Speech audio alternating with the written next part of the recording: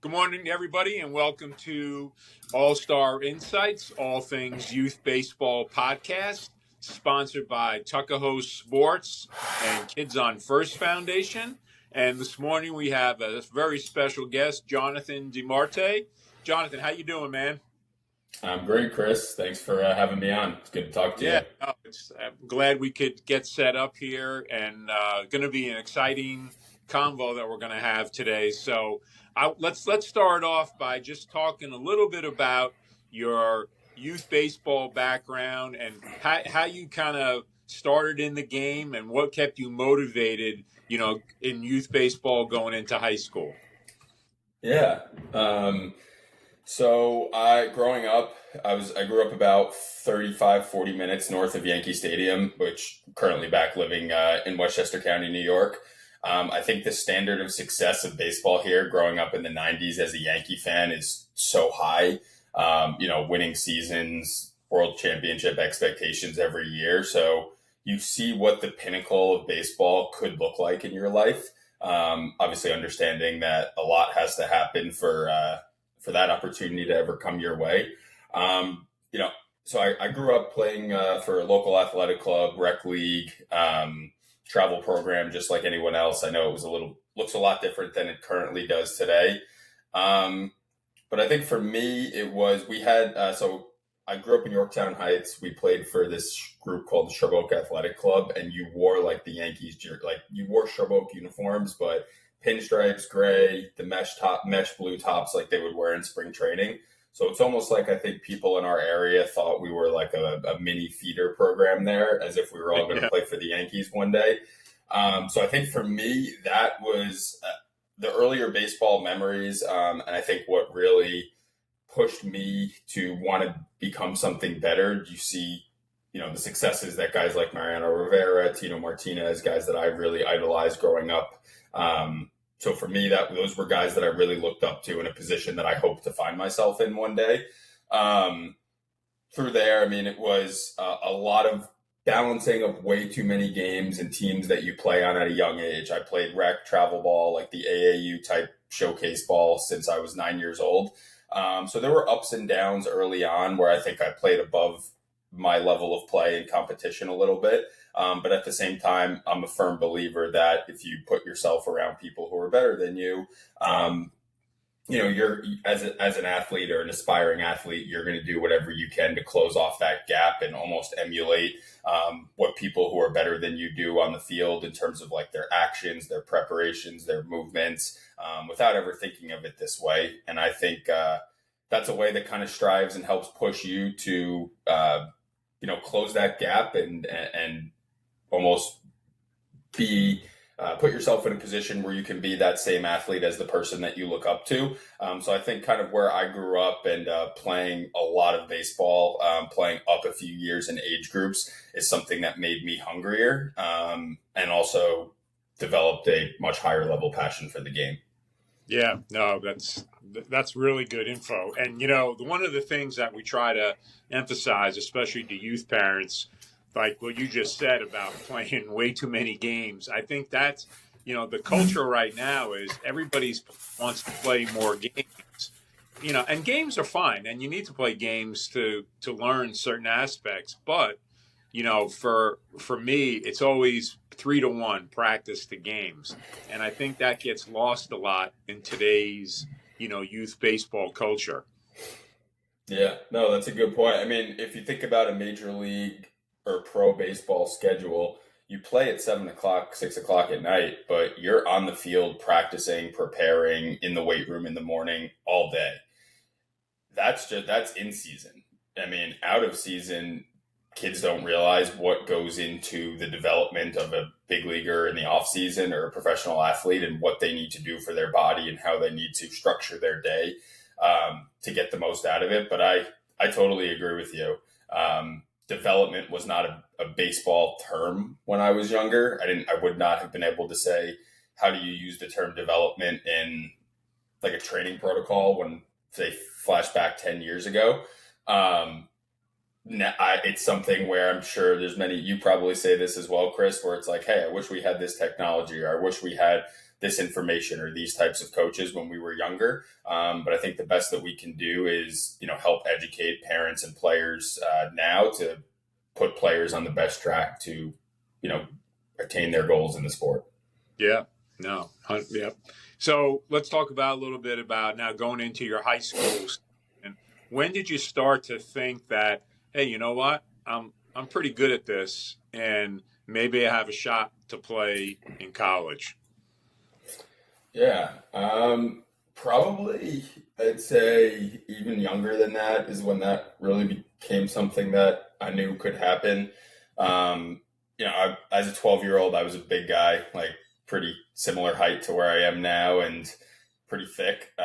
So, you hit a lot of home runs in your 12-year-old season, but obviously that's not real. That doesn't mean much, but it definitely can be an indicator of potential. So I think for me, that's when things really became real. Had some really good years as like a middle school player when you're in that awkward age where, again, you're playing on multiple teams, you're playing for your middle school that's not very serious. I think that's where you could kind of start to see like the separation and divide a little bit. I had a really unique high school experience. I played varsity as a freshman, but I was actually a catcher. I was a catcher and an outfielder, had some really stiff hips and couldn't block a ball, but I could do everything else pretty well. They stuck me in the outfield and I was atrocious. Like I was dropping fly balls opening day. I'm like, I guess, had just turned 15 years old. I'm overmatched at the plate, like really nervous, had a really tough year where it was almost like I need to find enjoyment and happiness in this again because there was so much failure. And, when you're a younger kid with 17, 18-year-olds on the team ready to, go to college next year who have high expectations of you, it was very disappointing. And it was a very hard time for me where I questioned, like, is there actually potential here? Like, am I somebody who can play baseball in college and maybe beyond for a few years? So there was a serious humbling moment my freshman year. Later on that, I had a rough summer after that season. That fall, I started, we were at a tournament, ran out of pitching at the end, and I got thrown back on the mound. I hadn't pitched in a few years, and I think I went like 6 or 7 innings, struck out like 12, 15 guys. And from there, a few coaches that I was playing for, guys who had played pro ball, guys who had played college ball, kind of sat me down and was like, hey, you're a catcher. You can't block the ball. You have a lot of juice in your bat, but you're throwing like 86, 90 with no work and like a strong breaking ball. Like we should probably explore this. Like a week or two later in fall ball, my high school coaches came out to watch me pitch, and really well. They could not believe that I had made that transition in a few weeks. So from there, the pitching, that's where I really took it and ran with it. Yeah. So they gave you kind of a game plan from after that freshman year to really set you up for the next couple of years in high school to become a pitcher. Yes and no. The game plan is a loose game plan is a loose term. I think what we know now, what would a game plan for somebody from October to March of the next season look like? There'd be phases in your lifting and your throwing. You take off for a bit, you would build up. My game plan was, okay, now you pitched a little bit, shut down for a few months, go run a lot, go lift, and we'll see you in January or February. So, yes. from today. A little different, just a little bit. Yeah, yeah. So, okay, we're getting through high school season now, and tell us about the recruiting experience, because that's what parents, always ask us about. Hey, recruiting, and of course, the landscape has changed dramatically since you were in high school going into college. But give us your insights on, your recruiting experience and what you think, that you guys did well, and what, looking back, what some of the advice you would give parents today on that. Yeah. I'd say I honestly get involved in it more now than I was then, because the timing of the recruiting for me was when things really took off. So it was more of figure out which of these schools you're actually interested in. Like you can pretty much go anywhere. Whereas now it has changed a lot. I coach high school ball. Like I give lessons on the side as well. So I've learned a lot about, the portal, the ages of players. It's just changed so much. But then for me, this is something that my parents did that I still recommend to kids today. I think they did a really good job of preparing my parents in terms of, there's the Mohegan Sun Coaches Convention has a recruiting talk. Like, let's go listen as 8th grade parents and learn what this could be like.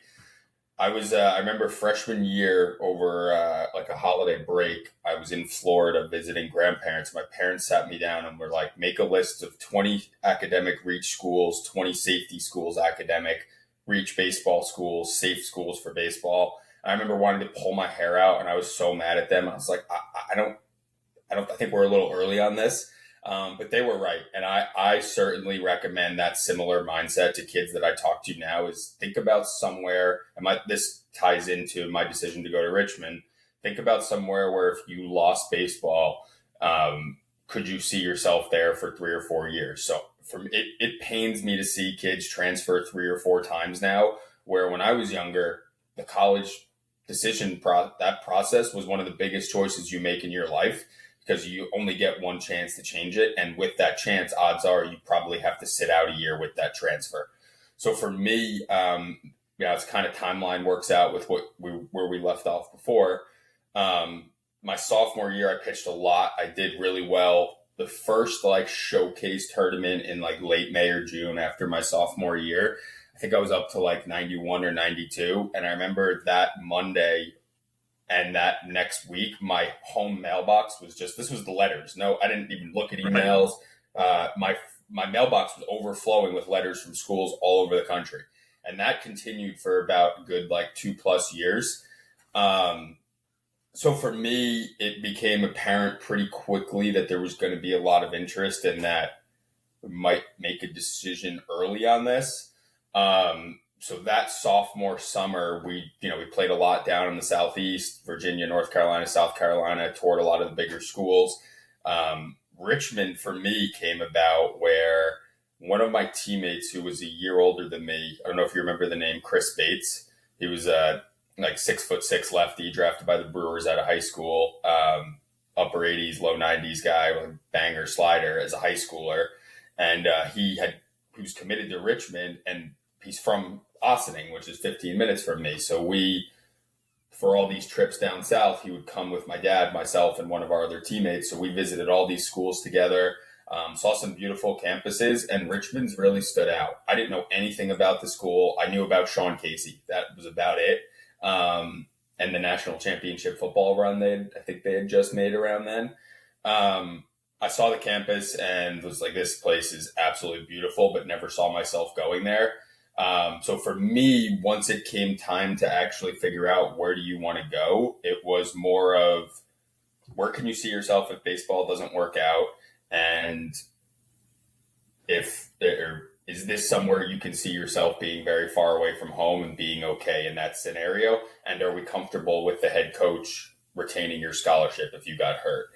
So my decision, I don't know if that's something you're going to ask Chris or if you want me to get into that. Kind of good decision. I think it's good info for the parents and the kids listening. Yeah. So I went on my parents actually scheduled a regular student tour of Richmond's campus. And again, was really impressed with everything I saw. Learning about the small class sizes was very important to me. I figured, and my parents knew me well enough, where if you're in a big lecture hall, you're probably not going to pay attention. You're going to zone out. You're going to mess around with friends. Where if I'm in a smaller, controlled environment, I'm going to be able to focus more in the classroom. That resonated. And then I went on a weekend, unofficial visit to Richmond and stayed with a friend. And I had a great time. Was treated so well by the older guys. And what really stuck out to me was going back to that freshman year of high school experience and the way I felt like I was treated and kind of hazed then, versus how I was welcomed by these older guys that were seniors. And I'm a junior or sophomore in high school. I'll never play with these guys. That was a really strong, welcoming feeling to me where I felt like I could see this place as home. I think I committed, it was either that Sunday of that weekend or 2 weeks later. And I had a really hard time with that commitment for the next 2.5 years because high school ball really took off, a lot of professional baseball interest. My high school coaches and other people asking, why did you commit to Richmond when you had a full ride to LSU or Arkansas or Alabama? And I really took my parents' advice and really tried to put myself in situations where if I get hurt, do I want to be a regular student at an SEC school or do I want to be somewhere that I could grow for the future? So I'm really happy with the choice that I made. Yeah, and that's really important. That's one of the things we try to emphasize, with our players and parents.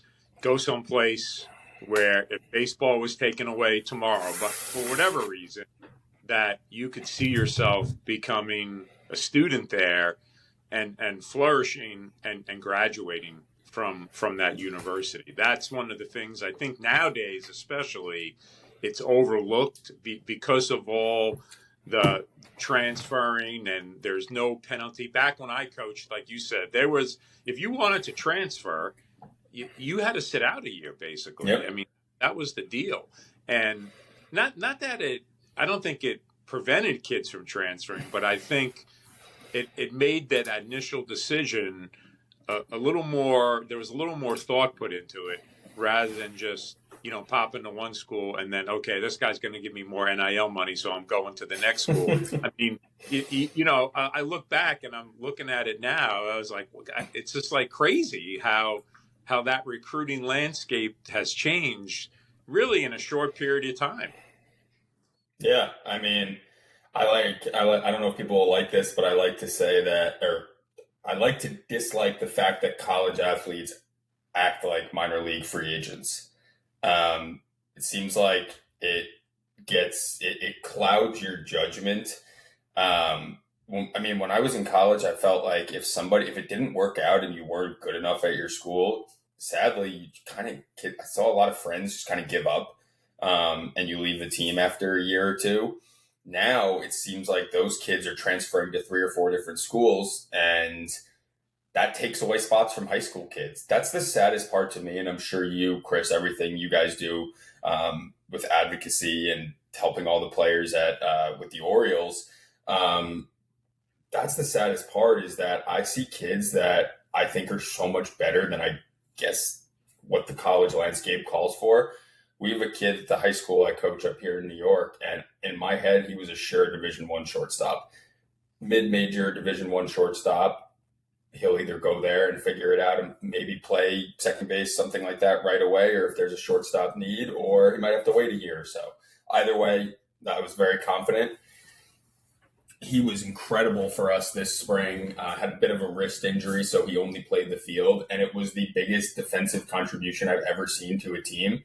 This kid can't get anything, and now he's going to a PG fifth year. And the more conversations I have with college coaches or college coaches who were interested in him, okay, if a 22-year-old grad senior transfer comes around that can play shortstop for me for the next year or two, I'm going to go with that guy versus the 17-year-old coming off of surgery. Yeah. And that to me makes that just shows how challenging it is to be a high school athlete right now. Yeah. And I don't even blame, I talk with my friends about this all the time. I don't even blame, you can't blame the college coaches because my job, when I was coaching, I had to win.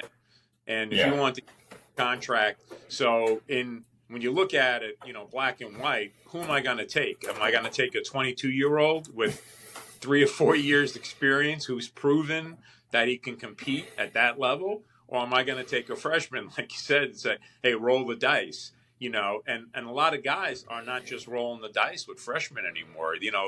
It's hard. It's definitely harder to build a culture with grad students and guys transferring every year, but so much emphasis is placed on winning and they want it like immediate, that I can't blame the coaches, but it just sets up I think a bad precedent for like you said, for some of the high school kids that are just not getting the opportunities that they used to. So I'll say, so after college, let's talk a little bit about now the movement forward. When did you start, seeing that you had some potential to play after college? Yeah. So I think that was always there. My junior and senior year of high school, I won the New York State Gatorade Player of the Year, like back-to-back years. So that junior, that's a pretty big honor for, for a pitcher and a guy in upstate New York. Yeah. Chris, I got to say, Westchester County, we can't call it upstate, even though everybody thinks it is. I'm from Long Island, so, that's upstate to me. Yeah, that's upstate to you. That's fair. So I didn't know anything about that award when I won it, and we were on like a state champion or state runner-up run. So I kind of, when I first found out, I didn't think anything of it. When I received the first Gatorade book in the mail and saw some of the other names in there, I was mind blown. That's where it really settled in, and I started to appreciate what had just happened. So I heard from pretty much every major league team in high school.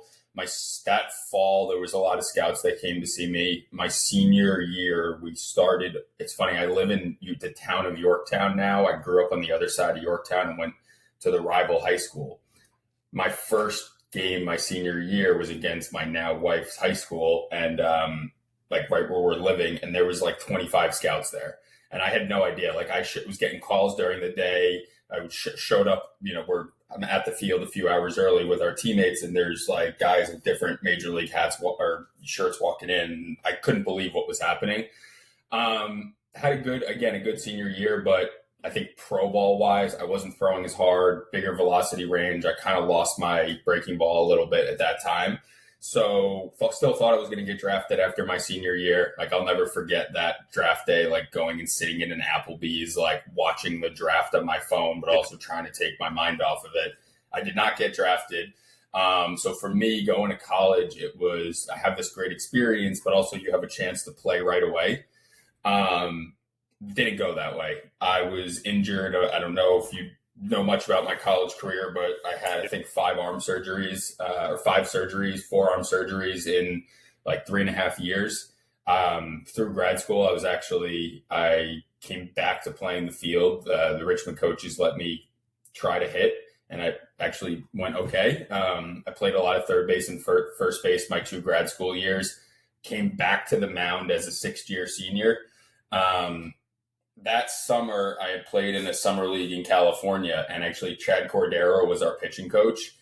And we talked a lot about pitching in fear, when you're in pain, pitching and working through pain versus soreness. And there's a lot of mental side of it that helped me.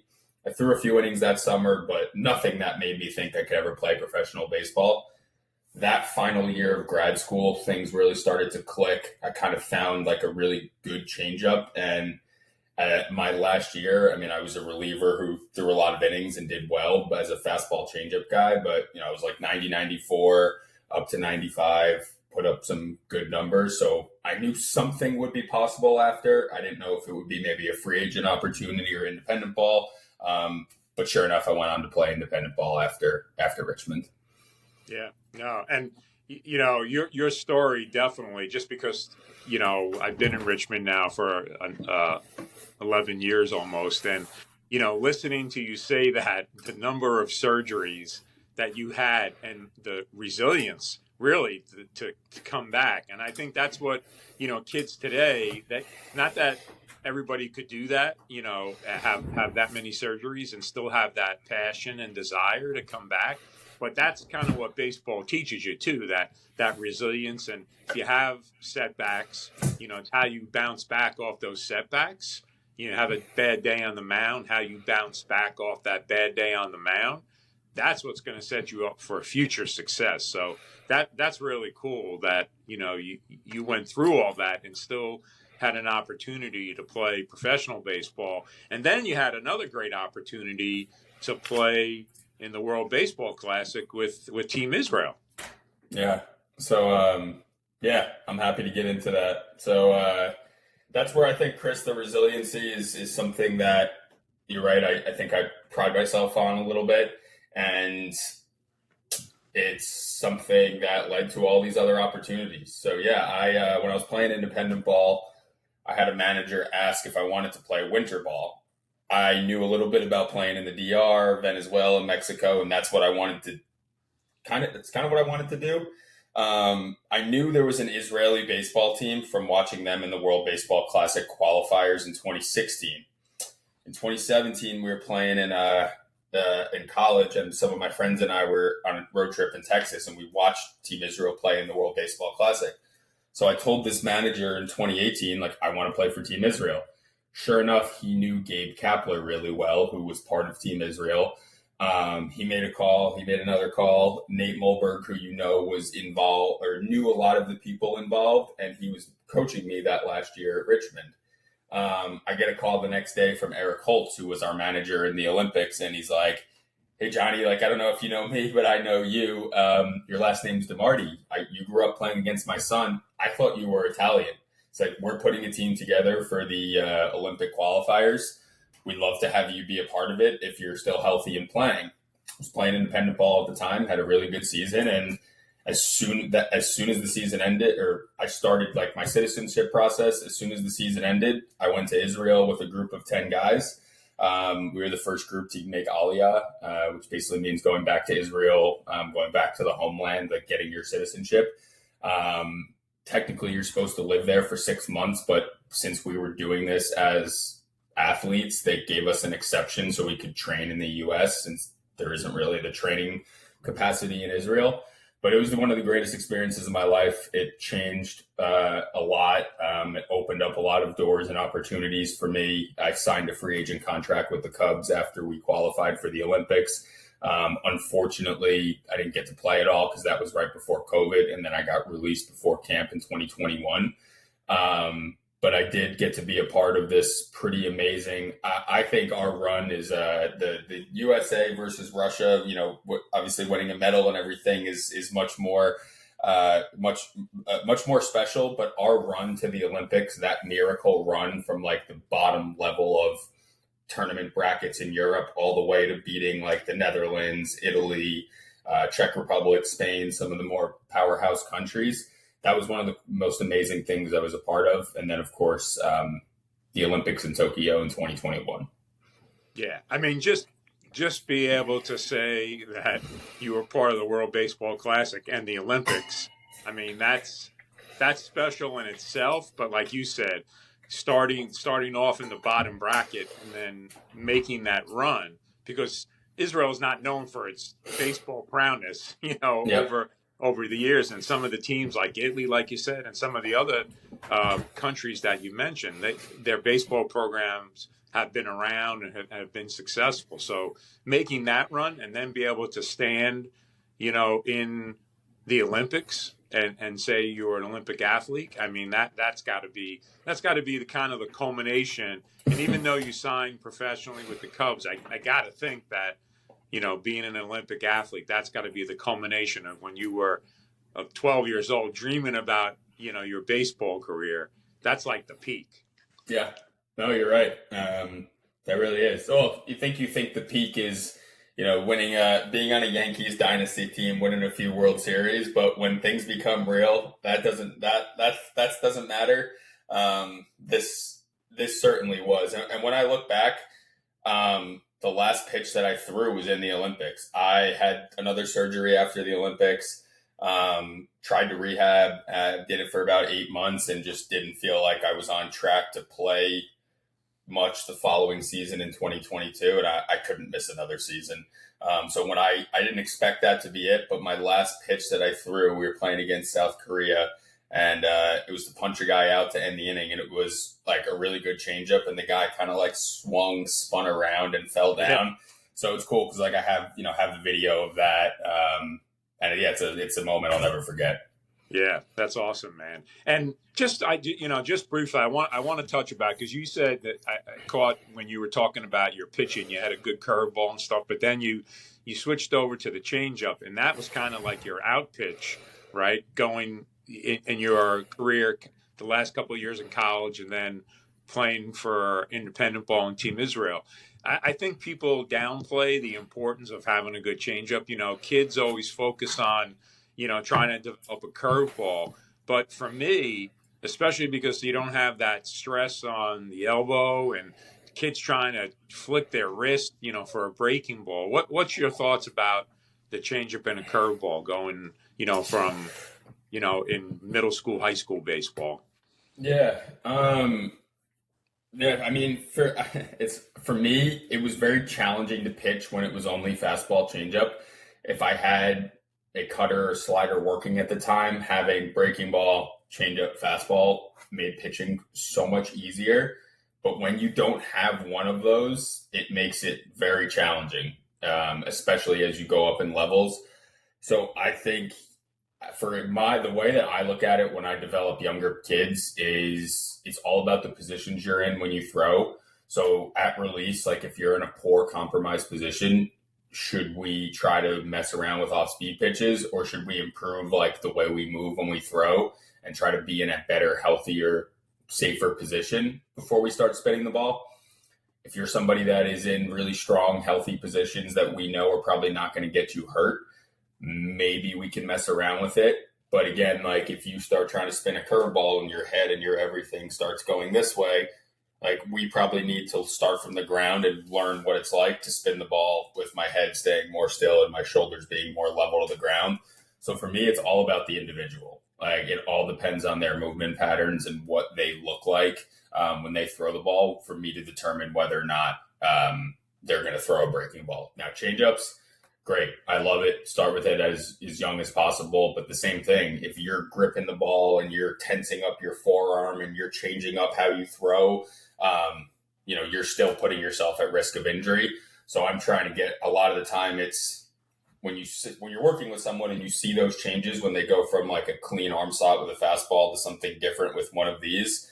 I'm really trying to get them to understand like, hey, your body and your position should not change no matter what type of pitch it is.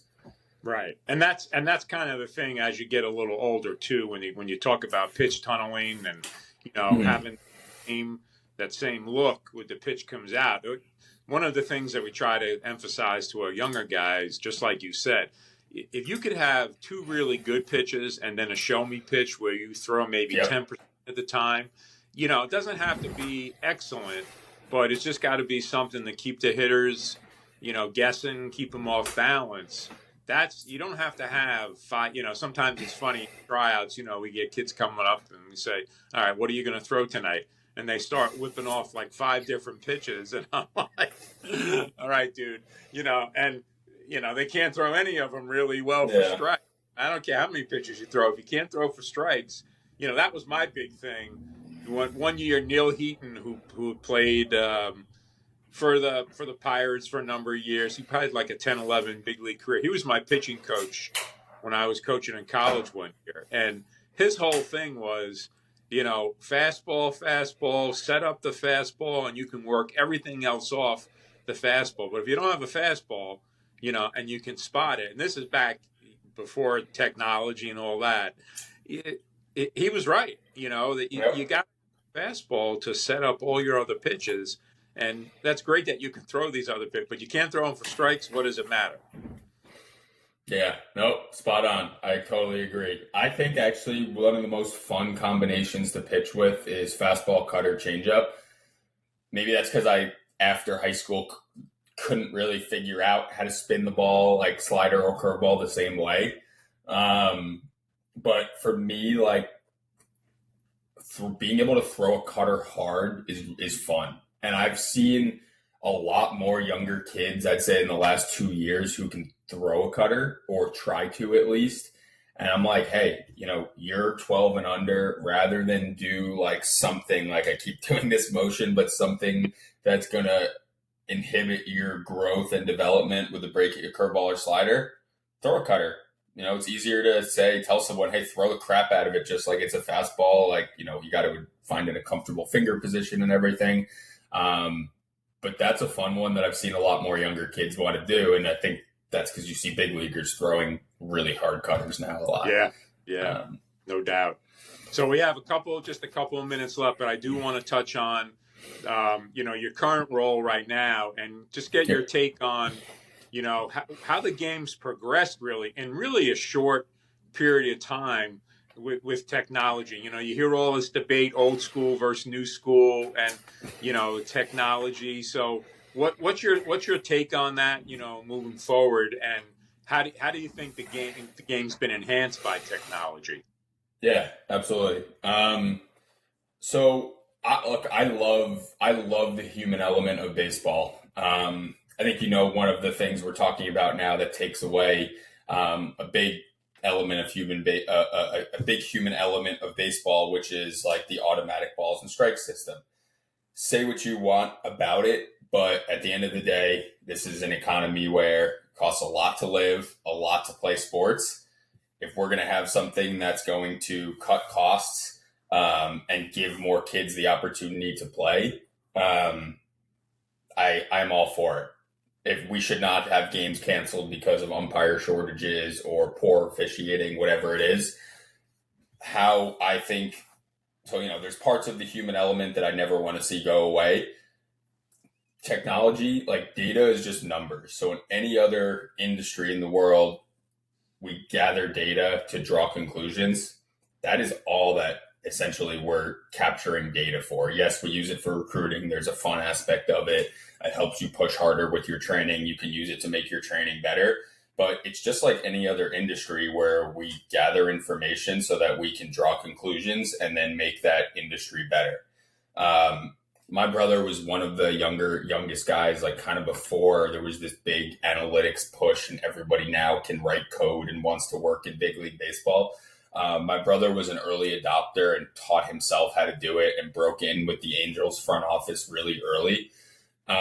So I learned from him at an early age that, and he's younger than me, but he was on the forefront of this, that like data is everything. If you have information that can take the guessing away and speed up the guessing process so that we can draw conclusions and make more insightful decisions and recommendations, why not? So like you said, I work now under Win Reality. I started with Blast Motion. We were acquired by Win this summer. What I really love about working at Win Reality is our CEO is really dedicated to doing whatever he can to make the game of baseball more efficient and accessible for people and continuing to improve this fun factor while also keeping development on the forefront of everything that we do. So I think I hear a lot of success stories from customers of ours, and it's really neat to hear how people can use the data and the numbers that you get to improve a player and make that connection and be able to communicate with that player so that the player knows why they're doing what's being asked of them.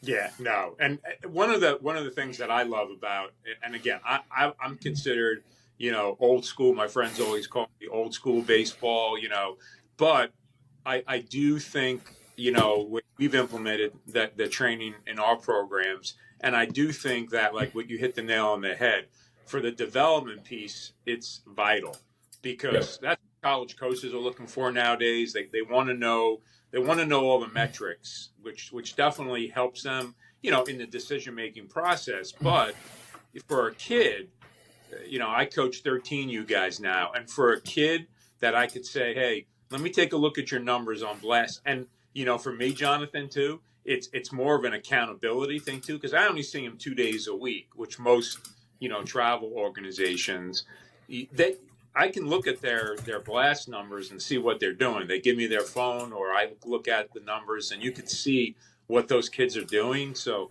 not only for the data, but for the accountability, and it gives them something to gauge where they're at, and in their progress, if they're really want to move forward. So hey, I know we're running out of time here, but I really appreciate you spending some time with us today and kind of just getting your take on everything.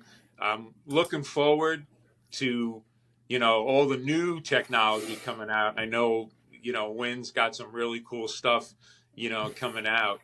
So definitely looking forward to seeing that. And at the convention coming up, I'm sure you guys are going to have a pretty good setup there too. So appreciate your time, Jonathan. Good luck with everything moving forward, and great to have you.